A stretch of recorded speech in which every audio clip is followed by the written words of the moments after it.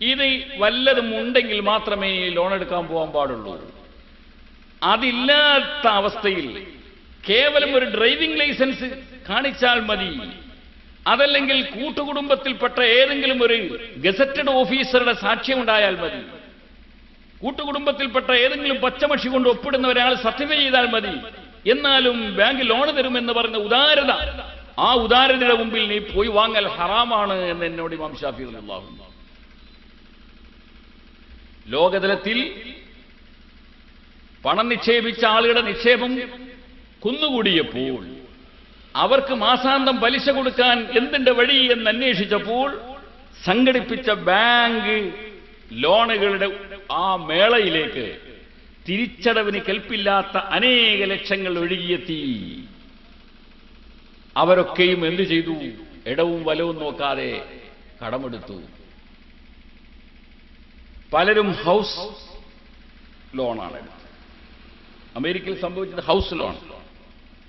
കിട്ടിയ cash building ഉണ്ടാക്കാൻ എന്ന് പറഞ്ഞുകൊണ്ട് അവർ വാങ്ങിച്ച ആ ക്യാഷ് $10 ലക്ഷം ഒരാൾക്ക് കടം കിട്ടിയത് ലോൺ മേളയിലെങ്കിൽ അത് കൊണ്ടുപോയിട്ട് ഒരുപക്ഷെ 9 ലക്ഷം കൊണ്ടോ 8 ലക്ഷം കൊണ്ടോ വീടുണ്ടാക്കും.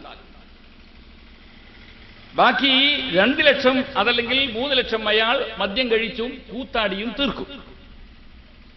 അപ്പോൾ ഈ വീടിന് നിർമ്മാണം കഴിഞ്ഞപ്പോൾ എത്ര ചെലവായി സങ്കല്പിച്ചോളൂ? $8 ലക്ഷം ചെലവായി. സങ്കല്പിക്കുക, ഇത്രയും ഒരു വീട് പണി പൂർത്തിയായി കഴിഞ്ഞാൽ തൽസമയത്ത് തൊട്ടപ്പുറത്ത് നിന്ന് വേറെ ഒരു ബാങ്കിന്റെ പ്രതിനിധി വന്നുകൊണ്ട് ഈ വീട്ടുകാരനെ ഇതാ മെല്ലെ മെല്ലെ പ്രേരിപ്പിക്കുകയാണ്.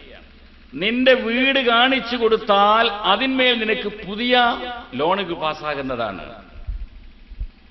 ആദ്യത്തെ ബാങ്കിന് ഈ 10 ലക്ഷം അടക്കണം, പലിശയും അടക്കണം. ആ സമയത്താണ് മറ്റൊരു ബാങ്ക് ചാടി വീണിട്ട് ഇത് കാണിച്ച് നിനക്ക് അപേക്ഷ കൊടുത്താൽ പുതിയ ലോണ് കിട്ടുന്നതാണ്. അത് കേൾക്കേണ്ട താമസം ആ മനുഷ്യൻ വീണ്ടും ഒരു 20 ലക്ഷമോ മറ്റോ ഇതിന് വില കെട്ടി അവിടുന്ന് ലോണ് വാങ്ങുകയുണ്ടായി. ഒരു മാസത്തിൽ അദ്ദേഹം പലിശ കൊടുക്കേണ്ടി വരുന്നത് 2 ബാങ്കിനാണ്. ഒന്ന് ഇത് നിർമ്മിക്കാൻ ക്യാഷ് തന്ന ബാങ്കിന്, രണ്ടാമത് അയാൾ ലോൺ എടുത്ത ബാങ്കിന്. അയാൾക്കാണെങ്കിലോ ഇങ്ങനെയൊന്നും പലിശ കൊടുക്കാനുള്ള യാതൊരു വരുമാന മാർഗവും ഇല്ല. രണ്ടാമത് വാങ്ങിച്ചിട്ടുള്ള ആ ക്യാഷും അയാളും മക്കളും നശിപ്പിച്ചു. ഇങ്ങനെ ഇരിക്കുന്ന അവസരത്തിലാണ് ഈ ഒന്നാമത്തെ ബാങ്കും രണ്ടാമത്തെ ബാങ്കുമൊക്കെ ഇത് ജപ്തി ചെയ്യാൻ ഒരുങ്ങുന്നത്. ജപ്തി ചെയ്യാൻ ഒരുങ്ങുന്ന സന്ദർഭത്തിൽ ഇതിന്റെ ആകെ മൂല്യം, യഥാർത്ഥത്തിൽ ഇതിന്റെ മൂല്യം 8 ലക്ഷത്തിൻ്റെതേ ഉള്ളൂ. പക്ഷേ ഇതിന്മേലുള്ള ലോണാണെങ്കിലോ 20, 10, 30 ലക്ഷത്തിന്റെ ലോൺ ഉണ്ട് താനും. എന്ത് ചെയ്യും ബാങ്കുകാര്? ഇവിടെയാണ് അവർ തൂഫാനായി പോയത്. 16 ബാങ്കുകൾ പൂട്ടിയത് ഈ രൂപത്തിലാണ്. ഹൗസ് ലോൺ കൊടുത്തിട്ട് വീടുകൾക്ക് എത്രയാണോ യഥാർത്ഥമായ ക്വാളിറ്റി, എത്രയാണോ ആ വീടുകൾക്കുള്ള യഥാർത്ഥമായ മൂല്യം, അതിലും എത്രയോ മടങ്ങ് ബാങ്കുകാര് മേളയിൽ കൊടുത്തു. അവസാനം നോക്കുമ്പോൾ അത്രയൊന്നും ഇതിന് മൂല്യമില്ലെന്ന് ബോധ്യപ്പെടുന്നു. ജപ്തി ചെയ്യാൻ പോയാൽ കാര്യമില്ല. ജപ്തി ചെയ്തിട്ട് എന്താ കാര്യം? ഇതിലേ കിട്ടുള്ളൂ. 30 ലക്ഷം കിട്ടേണ്ടിടത്ത് 8 ലക്ഷം കിട്ടിയിട്ട് എന്താ കാര്യം? ബാങ്കുകൾ നശിക്കുന്നതിന്റെ രൂപമാണ് ഈ കണ്ടത്. യംഹഖുല്ലാഹു റിബാ. 1400 വർഷങ്ങൾക്ക് മുമ്പ് സൂറത്തുൽ ബഖറയിലൂടെ പറഞ്ഞിടത്തേക്ക് ഇന്ന് അവരെത്തിക്കഴിഞ്ഞിരിക്കുകയാണ്. സദ്ദാം ഹുസൈനെ ഞാൻ വധിച്ചത് ശരിയായിരുന്നു എന്ന് ഇന്നലെ പ്രസ്താവന ഇറക്കിയിട്ട് മുഖം മിനുക്കാൻ ശ്രമിക്കുന്ന ആ ഹുങ്കിന്റെ അവസരത്തിലും ഈ ജോർജ് ബുഷ് പറഞ്ഞൊരു കാര്യം, എല്ലാ അവികസിത രാഷ്ട്രങ്ങളും കൂടിത്തരണമെന്നാണ്. ഇന്നേ വരേക്കും വികസിത രാഷ്ട്രങ്ങളുടെ അധിപനായിട്ട് മാത്രം സംസാരിച്ചിരുന്ന ആ മനുഷ്യൻ ഇന്ന് കൂട്ടിപ്പറഞ്ഞു 3 സൈസ് ആളുകൾ കൂടിത്തരണം സാമ്പത്തിക മാന്ദ്യം തീർക്കാൻ.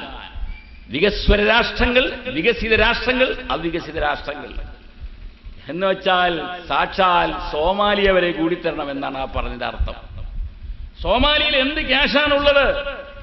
സോമാലിയിൽ ഉള്ള ക്യാഷ്, അവികസിത രാഷ്ട്രത്തിന്റെ ക്യാഷ് സൗദി അറേബ്യയുടെയും മറ്റും കപ്പലുകൾ കൊള്ള ചെയ്തതിന്റെ പേരിൽ കിട്ടിയ ക്യാഷാണ്. എങ്ങനെയാണ് സോമാലിയയിൽ ഇത്രയും കൊള്ളക്കാർ പെരുകിയത്? അവരെ ആ രൂപത്തിൽ കൊള്ളക്കാരാക്കി മാറ്റിയതും ഇതേ പലിശയുടെ സാമ്പത്തിക വ്യവസ്ഥിതിയാണ്.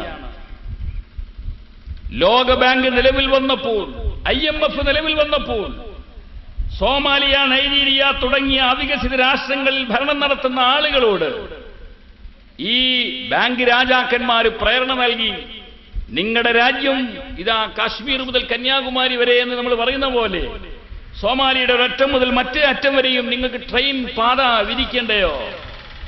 ഇപ്പോൾ ഒരു ഇന്റർനാഷണൽ എയർപോർട്ടല്ലേ ഉള്ളത്, അതൊരു 10 പാസ്സാക്കണ്ടേ? ഇതിന് ക്യാഷ് വേണ്ടേ? എന്താ നോക്കി നിൽക്കുന്നത്? വായോ, IMF-ൽ നിന്ന് എടുത്തുപോ, ലോകബാങ്കിൽ നിന്ന് എടുത്തുപോ, പ്രേരണ ചെലുത്തി. ഇത് കേട്ടപ്പോൾ 1970 മുതൽക്ക് ഇങ്ങോട്ടുള്ള കാലഘട്ടത്തിൽ അവിടെ ഭരിച്ച ആളുകളൊക്കെ എന്ത് ചെയ്യാൻ തുടങ്ങി?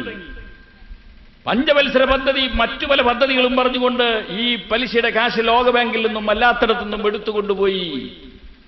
അവിടെ എത്തിയ സന്ദർഭത്തിൽ രാഷ്ട്രീയ തമ്പുരാക്കന്മാർക്ക് തിന്നാനല്ലാതെ അവരതുകൊണ്ട് വികസിത മാർഗത്തിൽ അത് ചെലവാക്കിയില്ല. ഓരോ കൊല്ലം കൂടുന്ന സന്ദർഭത്തിലും രാഷ്ട്രത്തിന്റെ പെരടിയിൽ കൂന് ഇങ്ങനെ കുന്നുകൂടുകയുണ്ടായി കടം. കാരണം എന്താണ്? മൂലധനവും അടക്കണം, അതിന്റെ പുറമെ പലിശയും അടക്കണം. അവസാനം ഗവൺമെന്റുകൾ നിൽക്കപ്പുറതിയില്ലാതെ ജനങ്ങളുടെ മുകളിലേക്ക് നികുതി ഭാരം ചെലുത്തി. കച്ചവടക്കാരന് നികുതി, വണ്ടിക്കാരന് നികുതി, ടാക്സ് വിധിച്ചിട്ട് വല്ല വിധേനയും ഈ ലോകബാങ്കിന് പലിശ അടക്കാനുള്ള ശ്രമം നടത്തിയപ്പോഴാണ്, ബഹുജനത്തിന്റെ പിറകിൽ ഭാരം കുന്നുകൂടിയപ്പോഴാണ് അവർ സർക്കാരുകളെ തകർത്ത് കളഞ്ഞത്. നിരവധി വർഷമായി യഥാർത്ഥ സർക്കാർ ഇപ്പോൾ സോമാലിയയിലില്ല. അപ്പോൾ മനുഷ്യന്മാരെ കൊള്ളക്കാരാക്കി മാറ്റിയത് പലിശ വ്യവസ്ഥിതിയാണ്. IMF ആണ്, ലോകബാങ്കാണ്.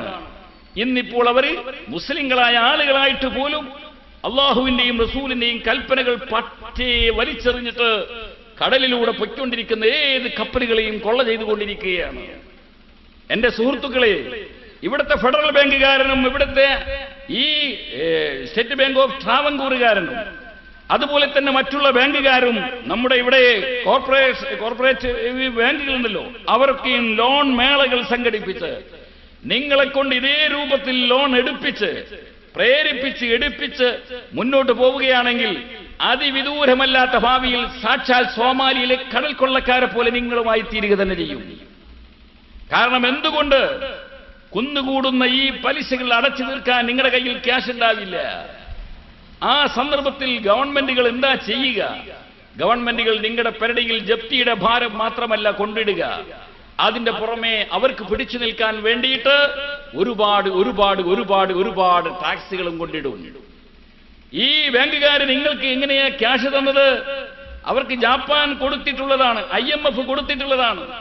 അതുപോലെയുള്ള വിദേശ ബാങ്കുകൾ ഇവിടെ കൊണ്ടുവന്നിട്ട ക്യാഷാണ് നിങ്ങൾക്ക് തരുന്നത്. അപ്പോൾ ലോക സാമ്രാജ്യ ശക്തികൾക്ക് നിങ്ങളുടെ പെരടിയിൽ നിന്നത് വീടാക്കിയെടുക്കണമെങ്കിൽ നികുതി ഇടേണ്ടി വരും. നികുതി ഇടുന്ന സന്ദർഭത്തിൽ നിങ്ങൾക്ക് ലക്കും ലഗാനും ഉണ്ടാവില്ല, ഹലാലും ഹറാമും ഓർമ്മയുണ്ടാവില്ല. സാക്ഷാൽ കുട്ടിക്കുരങ്ങന്മാരെ പോലെ നിങ്ങളും എടുത്തു ചാടുക തന്നെ ചെയ്യും കടലിലേക്ക്. ഏതെല്ലാം ആളുകളാണ് കടലിലൂടെ പോകുന്നത്, അവരുടെയൊക്കെ വണ്ടികൾ കൊള്ള ചെയ്യുക തന്നെ ചെയ്യും.